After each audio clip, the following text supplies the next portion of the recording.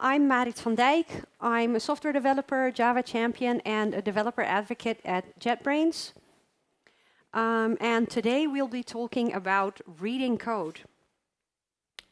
Because we actually, as developers, spend more time reading code than we do writing code. And that might be even worse now that we can have AI generate the code for us. Because you all make sure that you understand the code the AI gives you before you commit it, right? You heard me. So we read code when we're adding features or when we're fixing bugs, when we're trying to understand a new system, doing code reviews, when we're learning about new technologies and reading maybe books or blogs if you're old like me, or watching videos if you're younger. In fact, developers on average spend as much as 58% of their time comprehending existing source code.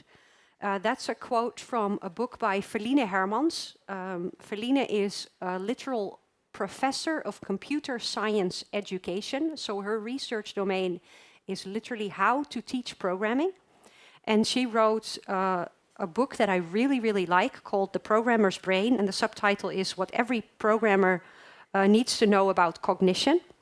And I'll be happily quoting from that and fangirling about Feline in my talk. So we spend more time reading code than we do writing code, but we hardly ever practice reading code, or we don't practice it deliberately. It's part of a lot of work we do, but we don't take the time to actually learn it. Who learned programming by writing lots of code? Anybody who didn't?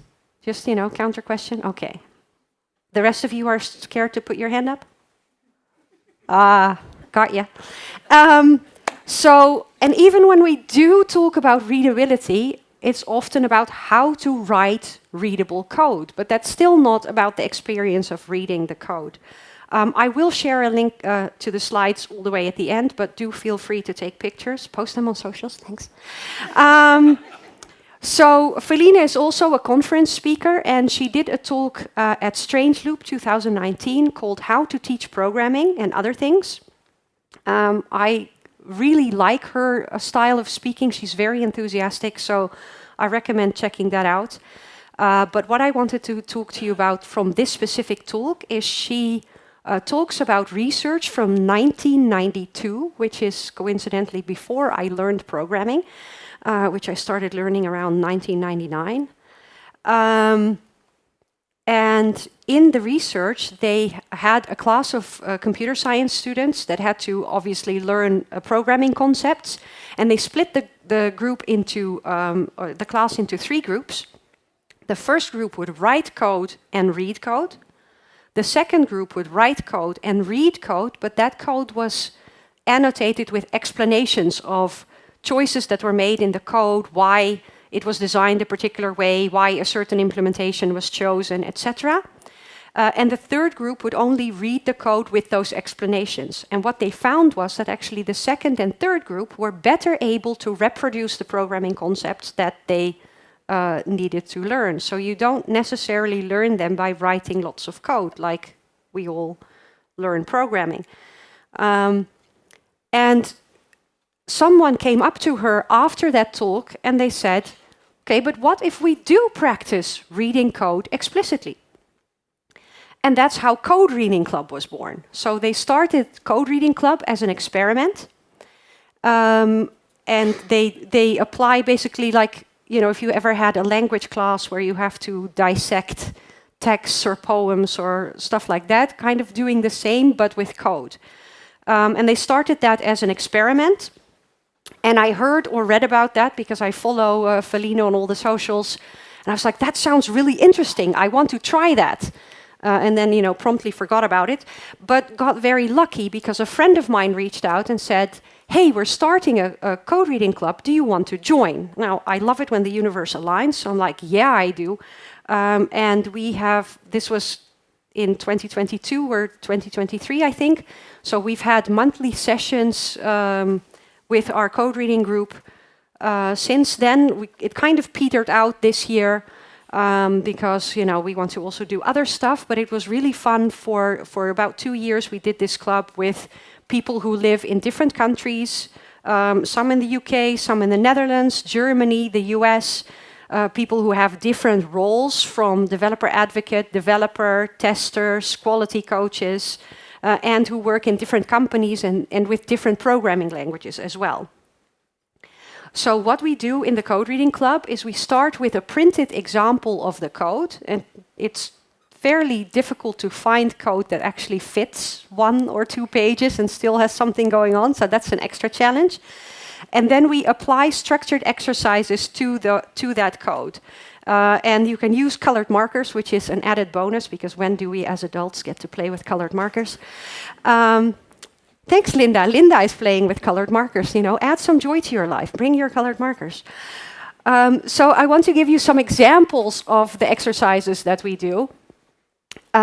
We usually start with an exercise that's called first glance, which is literally what it is. We take 1 minute to look at a piece of code and write down the first thing that you notice about that piece of code and why. And that's already an interesting exercise, because some people will write down, the name of the class or the name of this method or variable. I know what that is, so that gives me a hint what this code is about. Other people might get stuck on, this is completely unfamiliar syntax to me and I need to know what it means before I can get past it. I'm the person who notices all the typos and I need those to be fixed before I can see anything else. Ask my co-speaker. So immediately that's really interesting to me, that different people notice different things about the code.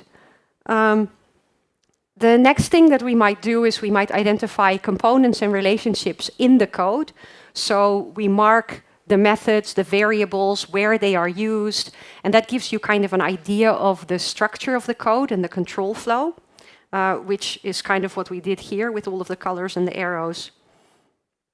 That picture is an actual result of one of our sessions. Another exercise that we do is to identify the 5 most important lines in this piece of code. And that is an interesting exercise, especially if you don't agree up front what most important means. So I mentioned that we have people who have different roles in our group, and that also led to wildly varying results of what the most important lines were. For example, I would pick, these 5 lines because they determine the control flow through the code. That helps me understand what's going on. Renate agrees. Other people, so I mentioned we had some testers and quality coaches. They were like, no, these are the most important lines because something happens there that needs a lot of test cases. So, if you're lucky enough to work with great testers, that's useful.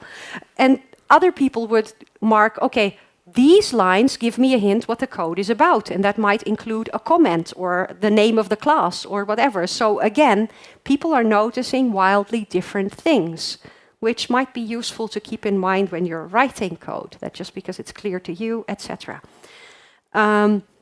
We also look at the code to identify concepts in the code. As mentioned, sometimes people would notice, this is the first thing I notice because it's something that I know and that gives me a hint what the code is about. Or vice versa, this is something that I don't know and I would like to know what it is so that I can understand what this code is about. And the interesting thing of having a group with, diverse people from different companies and countries, etc., is usually there would be someone in the group able to explain the thing that someone else doesn't know. And it would always be a different person, just to show that, everybody brings something to the group and you can all learn together. And then in the end, we would take a few minutes, like 5 minutes or so, to summarize, what do we think that this code does? And usually, even though we didn't look at the meaning of the code so much, apart from maybe the concepts, we would still usually be able to get a pretty good approximation of what the code is about just by doing all of these exercises. So, as you might be able to tell, I really enjoy doing these sessions, not only because I learned about how to read code or ways that I could go about reading code and feel more comfortable doing it, but I really, really enjoyed getting other people's perspectives and just being like, I love how your mind works. You notice something completely different than I did. And also getting some empathy for the other people. But also it helped me to make my own assumptions more explicit, because sometimes people were like, oh, I kind of ignored that part for whatever reason, or I would kind of ignore that part and someone else would be like, no, I need to know what that means. So then you have to kind of think about, why did I ignore that then? Or why is it so important to me? And articulate that to your group. So it also helps make your own thought process clearer, I guess. I wrote a blog post about it if you want to read it. So the thing that I enjoy the most is also that because it's, the point of the club is to practice reading code. We read the code not to judge it, because we don't have to run it in production. We read it to understand it. So, who's ever opened some code and went like, okay, that is not the best code. It might be fugly. Okay, just as another question, who sets out to write bad code? That was not like, I'm a developer advocate. I write bad code so that I can go and fix it, and here's how. So, I hope that you don't, anyway. So, but just in case you didn't glance around, not a lot of people put their hands up for, do you intentionally write bad code? So every time you look at the code and think, oh, that's bad, they didn't mean to write bad code. Maybe they had to learn some more stuff. Maybe they were new to the domain. The upside of the Code Reading Club is practicing empathy. We can use more of that. It's not a bad thing. So I mentioned Felina's book, and she talks about reasons why code is confusing. And she mentions that code can be confusing because of a lack of knowledge, a lack of information, and a lack of processing power in the brain. And these are tied to our cognitive processes. So we have our long-term memory, things that we've learned, that we have stored, our short-term memory, information that we have now, and the working memory, how we are processing that information at the time. And we can deal with these things in different ways. So if we're looking at code and we are confronted with a lack of knowledge, that can be either in the programming domain, it can be a language or syntax that we're unfamiliar with, or programming constructs, algorithms, frameworks, libraries, whatever. Or it can be in the business domain. So domain concepts or business logic that you don't know, especially if you're joining a new company where you're unfamiliar or you're switching teams. And we can deal with a lack of knowledge by, Felina suggests that you create a list of the things that you don't know so that you can research them. And if there is information that you do actually need a lot, maybe it's certain domain concepts or business logic or syntax that's used a lot, memorize that. And Felina suggests that you create the list so that you can kind of keep track of your research, because who's ever went to look up something and then went down a bunch of unrelated rabbit holes? Yeah, not just me. I can tell by the giggles, you didn't even need to raise your hand. But thanks.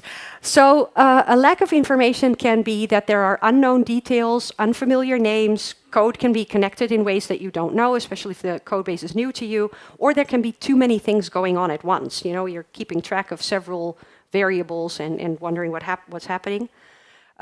We can deal with that lack of information actually by chunking. Who's ever heard that you can store 7 plus or minus 2 things in your short-term memory? Yeah, scratch that, it's actually less. It's 2 to 6 things. That's not a lot. So if you can make those things bigger so that you can fit bigger things into those slots, you can keep more information in your brain. So chunking it together and seeing, for example, a design pattern so that you don't need to have all of the elements of that design pattern makes it easier to deal with that information. So look for concepts and patterns so that you can store more information. Finally, we have a lack of processing power in the brain. There can be too many processing steps, too many variables. And here Felina suggests that we use memory aids like a dependency graph or a state table to deal with that. So a dependency graph could look like this. We mentioned in Code Reading Club identifying the components and where they are used, so you can kind of visualize what's going on.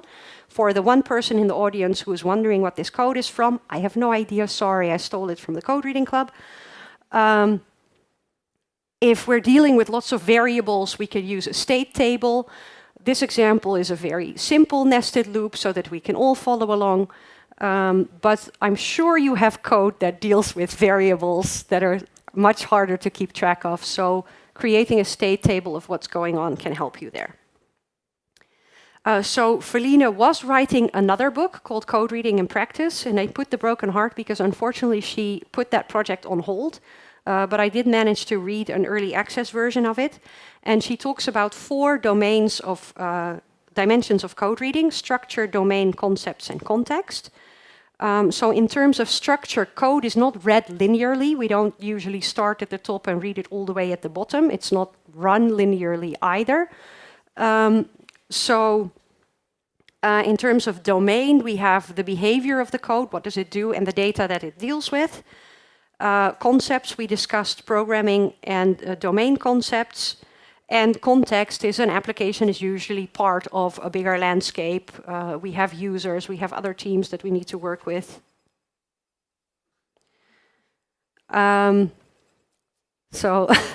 Yeah, that's interesting. Something is making a ee noise. Not at all distracting. Anyway, so when we are reading code, usually if we're diving into a new code base, we'll want to first get an idea of the bigger picture. As I mentioned, for example, if you're joining a new team or joining a new organization, or you have to use a new code base, maybe you inherit something from a different team, or if you're really lucky, an offshoring party, or you want to you heard me, or you want to work on a shared code base or open source or whatever, so you need to familiarize yourself with that code. You have to figure out what it does. Hopefully there will be someone who can give you some context. In one of the teams I was in my previous job, we would actually take the time, if we had people join the team, to provide them with some context of the code bases that we were working on. What does it do? What is the place in the landscape? What are the other applications that it talks to? Who are the users? Things like that. But obviously also it helps to actually start reading the code and open it in your IDE. I'm going to use my favorite IDE, which is IntelliJ IDEA. JetBrains do pay me, but I've been raving about IntelliJ IDEA since before they started paying me to rave about IntelliJ IDEA. So, you know, great deal for me is that I'm getting paid for it now. I don't know what they get out of it. So first we start by checking out the code, and obviously your IDE can help you to make sense of the code. So I'm going to use several examples. I'll start with the Spring Pet Clinic. Who uses Spring? Okay, thanks. So you're familiar with Spring Pet Clinic? Maybe yes, no? Some of you? Okay. So Spring Pet Clinic is a demo app by the Spring team, just to show you what a Spring application could look like. And we're going to just use that for a second. Let me close these. So one of the first things that you might do is just to look at the files that are there. So look at what packages and classes are there. For example, here we have some stuff that looks to be more in the programming domain and some stuff that looks to be more in the business domain. And it gives us kind of an idea of what this application is about. So it's a pet clinic, so we have vets, pets, and owners. So already we have some idea what this is about, right?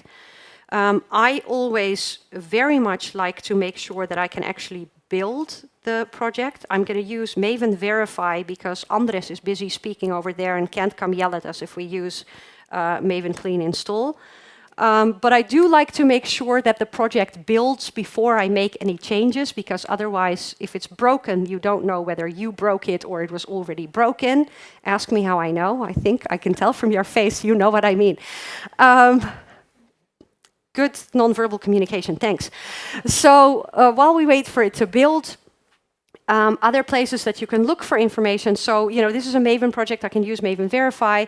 If you're lucky, all of your projects run in the same way, unlike some of the teams I was on where every project literally was built in a different way. Some were still Spring, some were already Spring Boot, some were using Jetty, and none of this information was written down anywhere, and I'm too old to remember that.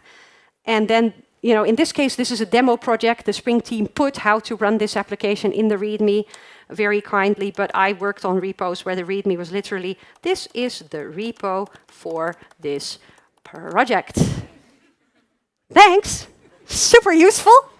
I know what to do now. So if that's your README, please, please, please, for your future self and your future teammates, go back and change it to have the information of how do I run this, what do I need, how do I run it locally, how do I run the tests, you know, basic stuff.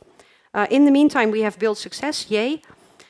I might, if I'm checking out repository, look at the POM XML to see what kind of dependencies are being used and whether that's frameworks and libraries that I already know, or if not, I add them to my list to maybe research at least high level what does it do, because that might give me some additional information.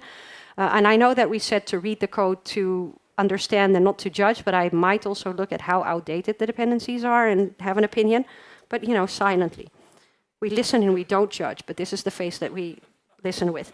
So I have a whole talk on how to keep dependencies up to date. I think I did that here 2 years ago.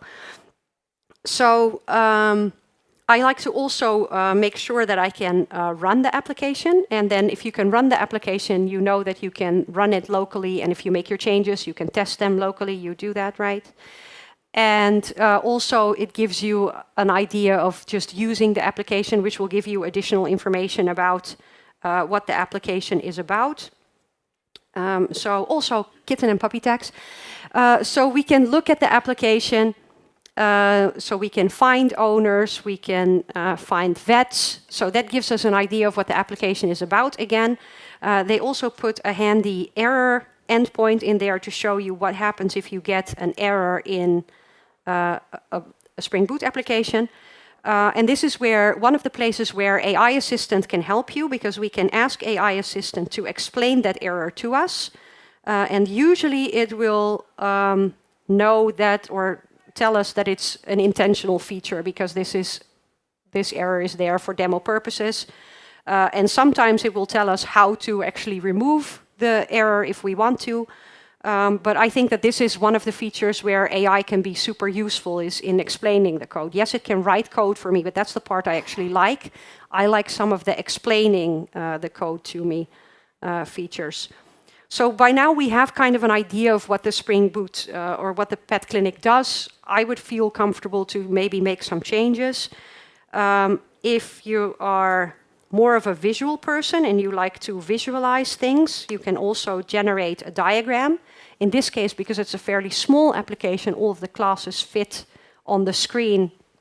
Obviously, if you have a bigger application, it quickly ends up being lots of purple boxes. But you can actually search it, so this can also help. Feline does recommend to draw your own diagrams, because if you look at generated diagrams, you're less likely to retain that information. So if you draw your own diagrams, you're obviously like working with the material more. And the added benefit is that if you're only looking at a part of the application, you can draw the diagram for only the stuff that is relevant to your task at that time. So, this is a small application. We are okay. Let me smile at my friend here. Thanks, Dimitris. So if we have a bigger application, for example, I'm going to use Cucumber JVM, which is an open source library I used to work on a little bit in the past. And as you can see, it has many modules. So here, if we want to make sense of the project, you might have a harder time where to even get started. So I want to show you this one feature, which is called the dependency matrix, which will actually show you the relationship between the modules. So as you can see, we have the same modules here, but they are sorted differently because the modules that are used by other modules are towards the bottom and the modules that are using them are towards the top. We have a legend here, so blue are the dependencies. Red would be any cyclical dependencies, so A depends on B and B depends on A, which is not what you want. And we can see the direction of the dependencies. So if we click something, we see that Cucumber Core, the name is a hint that this might be a good place to get started, is used by many libraries or by many modules and also uses several modules. So we can kind of click through it and get an idea of how things are related. So that can be very useful. So we can look at the project structure, make sure that we can build and run the project, look at the README, maybe look at the dependencies, and either look at diagrams that are provided and or draw your own.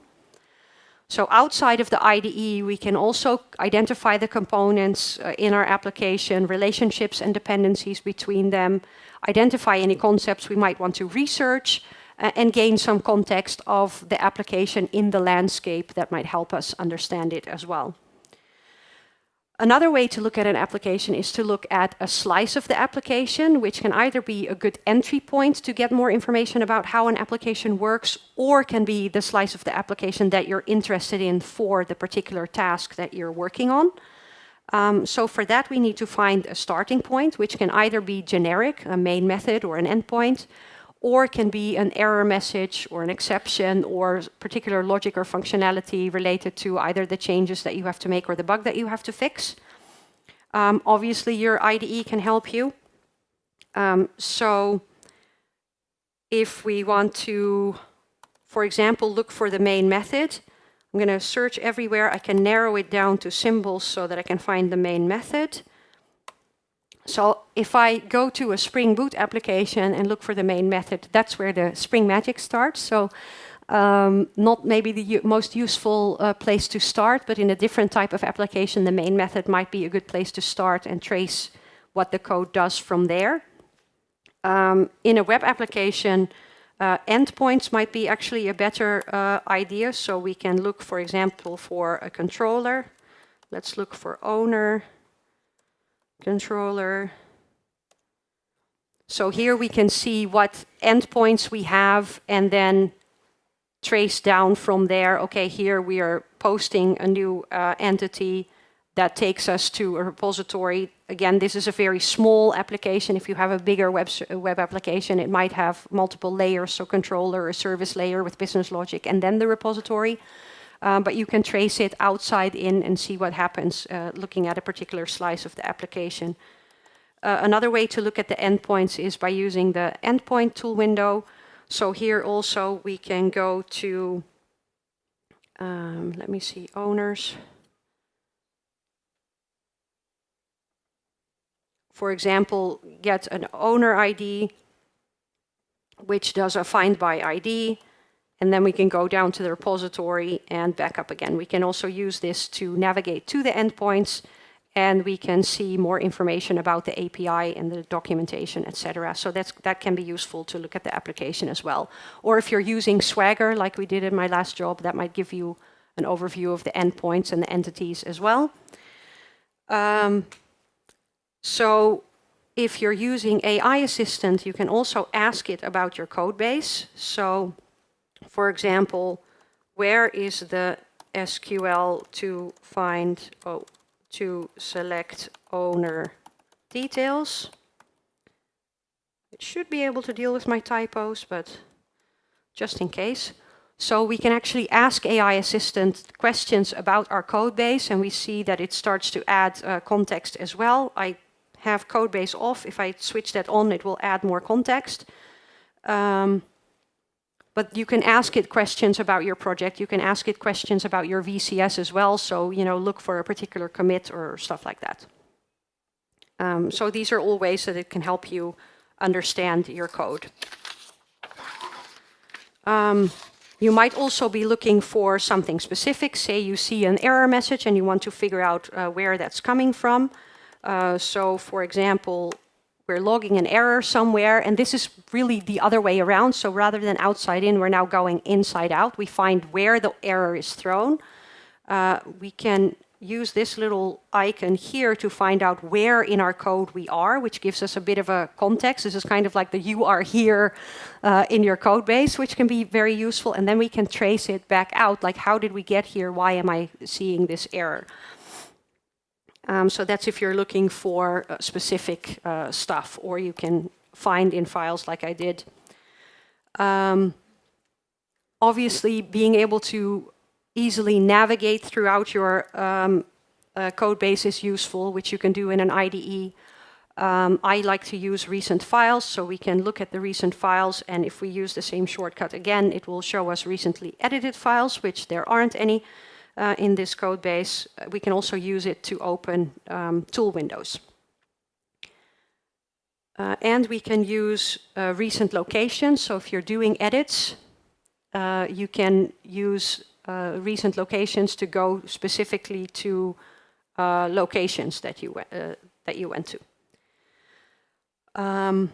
Another thing that we can do is we can use bookmarks for navigation. So we can add a bookmark to our code, and we can either use an anonymous bookmark, which we can then see in the bookmarks menu, or we can use give them letters or numbers. So for example, let's add 2 bookmarks here. This will be 1 and this will be 2. You see that 1 is already taken. And then we can navigate between those bookmarks. So if you're tracing a control flow and you want to keep it in mind, you might want to use the bookmarks. Or one of the things that I remember is in one of my previous teams, I would usually, like I mentioned, find the typos while I was working on something completely different. But they didn't want me to commit the typo fixes as part of the change I was working on.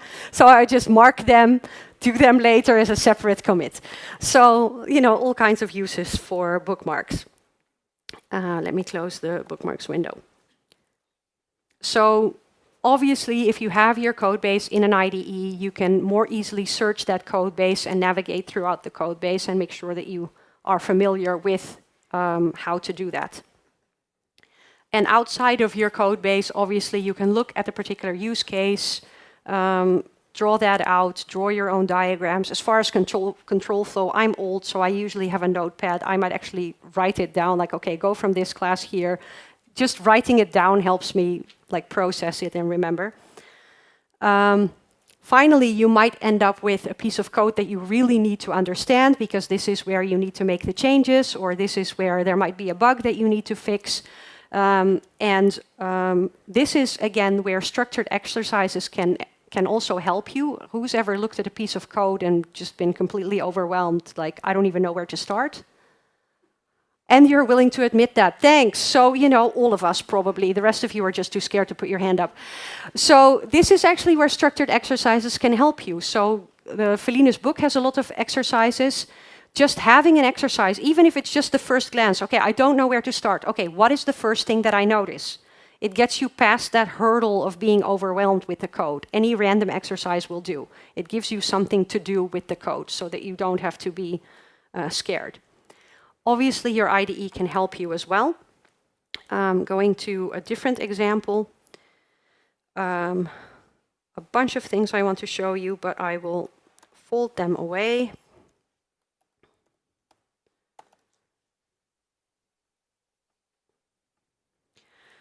So obviously, if you're reading code in an IDE, you get syntax highlighting, unlike maybe if you're reading books, or some blog posts may or may not have syntax highlighting. Kind of goes without saying. I remember when IDEs were not as good as they are. Anybody remember JBuilder? Don't forget to take your pain medication for your back. Anyway, so, or, walk around a lot.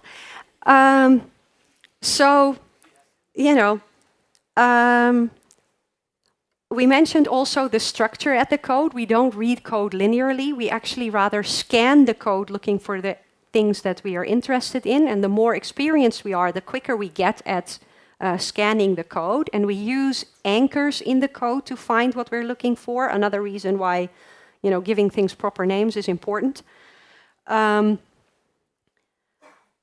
Obviously, if we are writing code in the IDE, then we get auto-formatting. Yay. But if we encounter code that isn't properly formatted, then we can reformat it. You can't do that in a book, but you can in your IDE. And I know that we said we're going to read it to understand it, but sometimes playing with the code can help you understand it. And you can revert all those changes when you're done. Or in this case, if you want to fix the formatting, you might want to commit that, but that is not the point of doing it. You can kind of play with the code to help you with your understanding.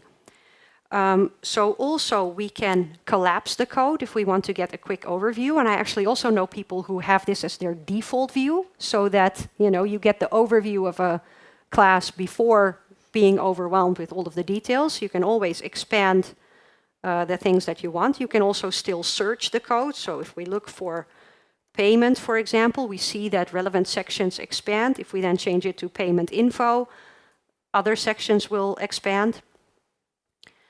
So that might help you, so it can help you to get an overview of the code. There are other features as well that you can use, like the file structure, which you can also use for navigation. Or if you prefer to have that off to the side, we have the structure tab, and we have the physical structure of the file, so the methods that are there. Or for the Spring users, we have a logical view, which will give you more background information of Spring, so what's out, auto-wired, and stuff like that.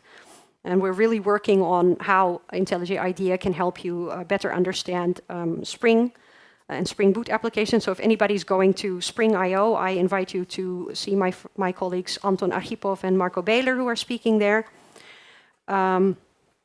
So lots of ways that we're trying to help you make it easier to understand the code.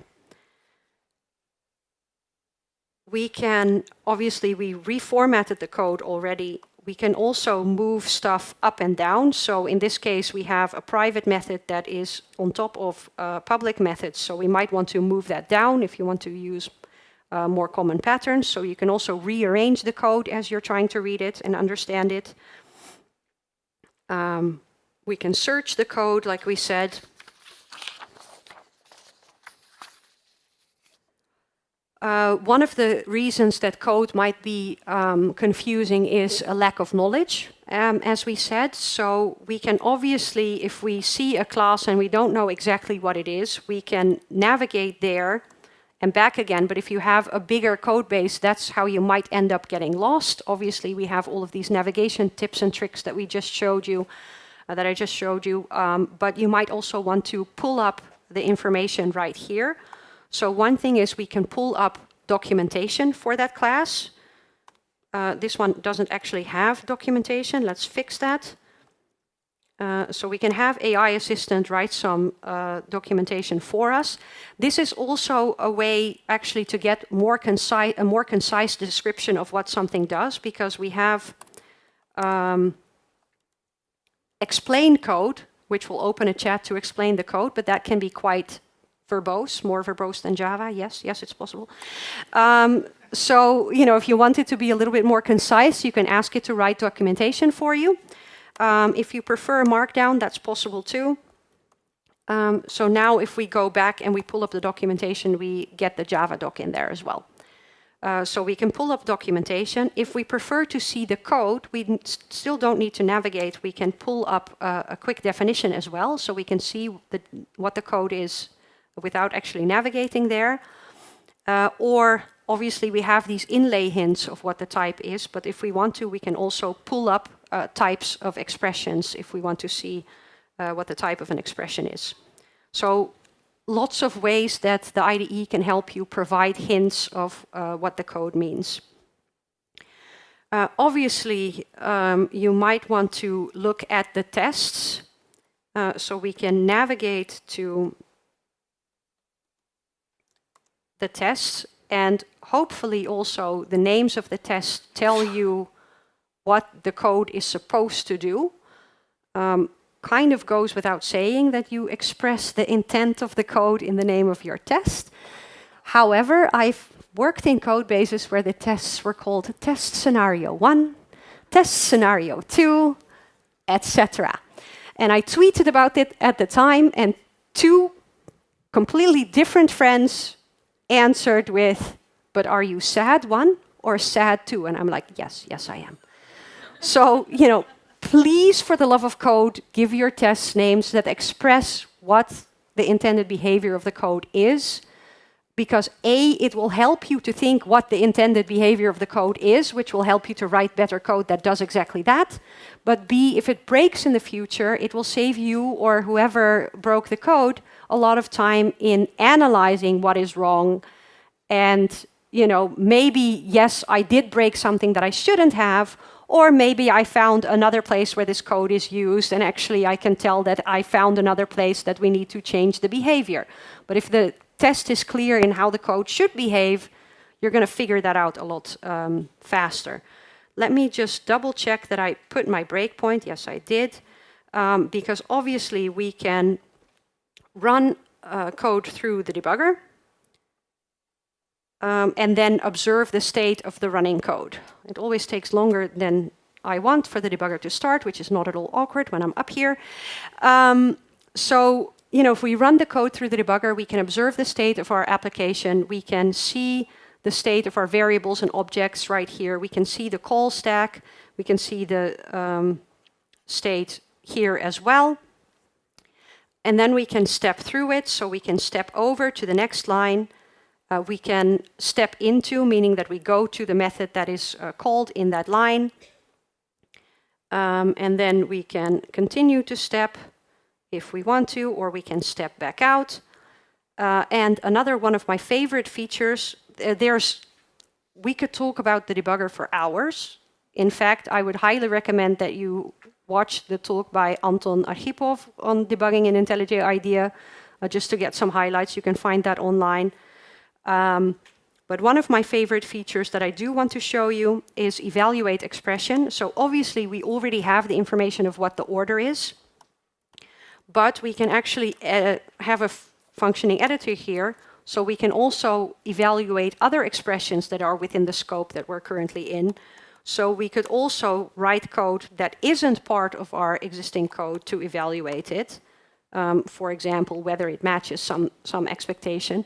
And sometimes this is useful if you have an idea how you want to fix it and you just want to quickly double check, so you can figure it out here and then do your fix elsewhere. I did do a video recently on the IntelliJ IDEA YouTube channel. If you want to learn more about debugging, please like and subscribe. Thanks. I can almost say that with a straight face. So, and then we can continue. We can continue running from here or from here until we are done. Like I said, there's way more that you can do with a debugger.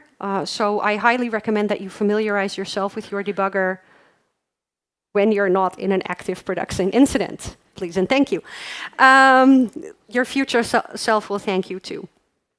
So while we are trying to understand the code, we might also want to kind of play with it as our understanding of the code grows. For example, we might want to rename things. So renaming, I think, is the most used refactor. With AI Assistant, you also get AI suggestions, which sometimes can be helpful. But you also get the IntelliJ IDEA suggestions. So we can, for example, rename something. If we want, we can extract methods. So, for example, what's happening here is we are canceling an order item.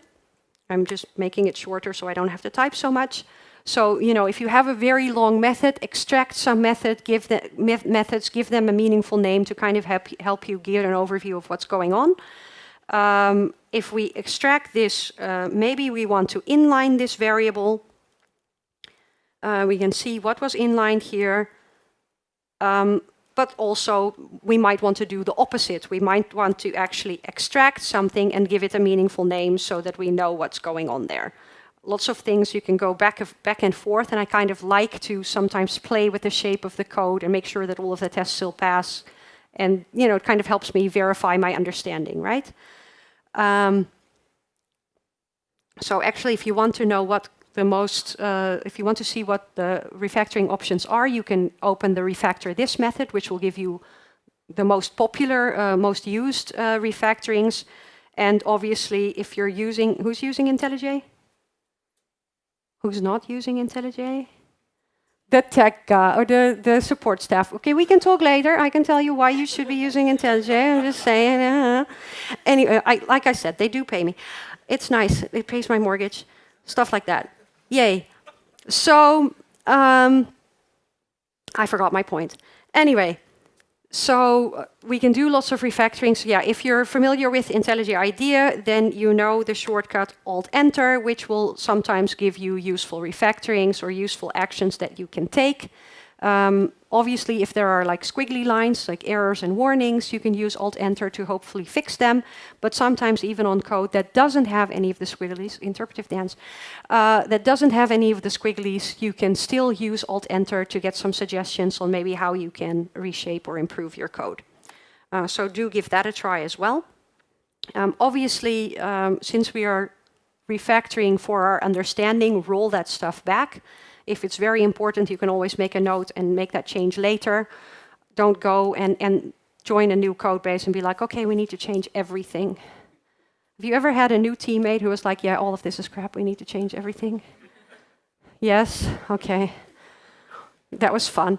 Anyway, we listen and we don't judge. So finally, I like to sometimes do a little bit of Git archaeology. So as you might know, if you click the gutter, you can annotate with git blame. This code base was written by me, myself, and I, as you can tell. So from here, you can go to a specific commit. You all knew this, right? And then you can look at the commit. Maybe this one is not so interesting. Let's look at this one instead. So obviously, we can look at the diffs here to see what actually changed in the code, which if it's a small diff is fine. You can look at the changes and you know what happened. If it's a bigger change, you might want to get kind of a summary. So we can ask AI Assistant for a summary of, hey, what happened in this commit? We can also select several commits and ask, hey, what happened in these commits? So, you know, if you had some vacation and you come back, you want to know what your team was up to, get a quick summary of what happened. We can still look at the diff if we want to, but it might help. Like, I usually like to have a big picture before diving into the details. So getting a quick summary might help. And then we can still look at the diff. So as mentioned, there are lots of ways that AI Assistant can help you. Let me close that. One of the things that I like is the explain commit, explain code. If you have regex, it can explain those too. Who likes to write regex? Come on, there's always some of you. Yes. So for the rest of us, you can use AI Assistant to explain the regex. So as mentioned, also writing the documentation. You can also use AI Assistant to generate unit tests. I prefer that you write your own tests, but if you're the type who doesn't write tests, I'd rather you have them generated than not have them at all. So lots of ways that AI Assistant can help you with understanding code as well.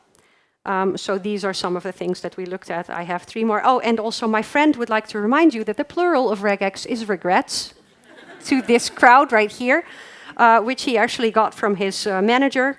As he will point out if I tell him I added him to the slides. So here's what it looks like if you have the explain regex fragment. So obviously we can use structured exercises, memory aids, and just gain context of the application. So, you know, now that you've heard all of this, what might be next? If you're interested in trying a code reading club, they have organized online events in the past. I forgot to check whether they have any planned. They haven't for a while, but they might start that back up. If you go to their website, they also have a Discord server where you can go and talk to them and other people who are doing code reading clubs. They have resources for you if you want to start your own with your friends or your team or your colleagues. And they have 3 sessions already planned out for you with a code sample, exercises that you can do, notes for facilitators. So, you know, really easy to get started. I think I see some people planning to do that right there. Awesome. Let us know how you get on. If you can't find people to do a code reading club with you, you can use Felina's book, which has lots of useful exercises that you can apply to your own code. And I highly recommend the book either way. It's very useful. Obviously, let your tools help you. Thank you. And don't forget to use your brain, especially if you're using AI-generated code. Make sure that you know what's going on. As promised, the link to the slides, there are links to other related materials there as well, some of the links that are in the slides, and all of my socials. If you want to connect, I'll be around for the rest of the conference. In fact, I'm speaking again tomorrow with my friend Piotr. We're talking about learning modern Java the playful way in the gallery hall at 10, so hope to see you there. And yeah, thanks. If you have any questions, we're out of time, but please come find me during the conference. I'll be around. Thanks.